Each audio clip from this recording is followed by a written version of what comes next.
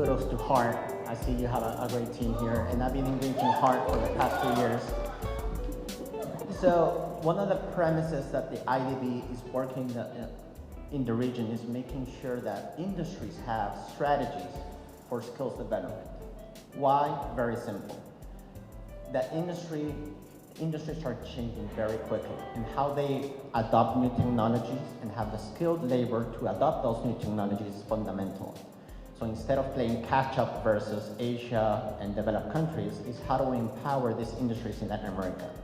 Having that in mind, what's the role of Heart in increasing that productivity with the growth strategy of Jamaica? Awesome question, thank you so much. Now, what we do in that regard is simple. We create a framework. And we just heard her speaking about JBS and how the apprentices are integrated into that particular entity. Heart creates a framework where we ensure that the industry is integral in the preparation of apprentices, because we understand that the standards must come from industry. Industry must communicate to the trust what is it that you need, what are the different things that are happening in this particular sector, how is it that we can best serve you. And so the higher apprenticeship model that we're working with the IDB to create will have industry at the center. So it's creating a kind of a sector skills council that you spoke about earlier, Dr. Tromans, and the Heart is doing that with the IDB, with manufacturing, ensuring that industry is at the center. So we're essentially preparing them for the workplace, but taking a more integrated approach. I wanted to add though that the manufacturing industry is not a standalone industry. It is impacted by energy, it's impacted by construction, it's impacted by ICT, it's impacted by hospitality. And so the training that Heart does is all encompassing. So what we're doing, we're ensuring that our programs that we're introducing and those that we're upskilling, that these are responding directly to the changing demands in industry. So if it is that we're dealing with a trainee and we're covering all of these areas, they are able to seamlessly move into the manufacturing industry because they would have already had all of those underpinnings of logistics, of ICT, of hospitality, etc., so that they can survive. ROI is really incalculable. What we're seeing is when an individual comes into a firm and they get that one-on-one experience, that hand-holding experience, the firm is benefiting in multiple ways.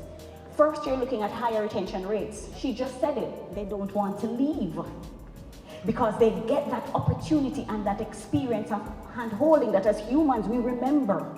So you keep them there. There's also higher mobility. They're able to move up quicker. They're also able to see a career path that other individuals may not have gotten the chance to see. And then you spoke about the squiggly careers.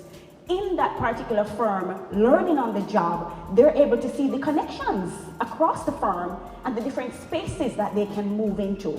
So as the individual, it's really incalculable. But we have to understand that the apprentices need to know what's in it for them. Oftentimes the company is thinking, what's in it for us? But we have to show them what is that personal advancement that you're going to be getting from this. You might not be getting a lot of money in terms of the compensation. How do we resell that to keep their interest? So those are some of the things that we have to think about, and that we're looking at a different kind of generation. For the first time, we have so many generations working together. These young people want different things. They want to see, when I come into this workplace, what is it doing for me? How am I benefiting? They're not thinking like some of us in this room are thinking. In their mind, how is this benefiting me? So we have to resell how our workplaces operate to keep them in space. We have higher death rates on one end. We have lower birth rates on the other end. We're not having children. How many of us in here have 3 children, right? Most of us have 1 or none. This generation, we're not having children. And in the middle, our best minds are leaving. I heard it this morning in the panel discussion with the head of SEPROD. He spoke about differentiation and innovation. That's the only way we're going to be able to keep them. And so companies must be innovating, and they must be doing things that are different in terms of how you communicate with or engage the workforce. That's the only way. So with the crop that we have to innovate and we have to differentiate. The young people who are coming in now have a totally different perspective, and that's why at Heart we have invested millions of dollars in technology, in the robotics, in the different resources for the cyber-physical spaces, because we understand that these minds are very different. And they are able to utilize these technologies and create careers. So what we have to do as firms, innovate and differentiate in order to keep the ones that we have. Yes, we spoke about the generations earlier, and this one is definitely very individualized. So they're very much into sustainability, self-conscious about the environment. And at Heart, we are now launching a project where we are retrofitting derelict JUTC buses. So we're utilizing these buses to create learning spaces, and our trainees will be doing that for us. So all of these buses that would be, you know, at the JUTC not working and would create challenges in the environment, we're taking them and we're using them to create learning spaces so that our trainees can get that hands-on experience in really doing things that are sustainable for the environment. So those are some tangible ways in which we are introducing it and ensuring it at the Heart NSTA Trust.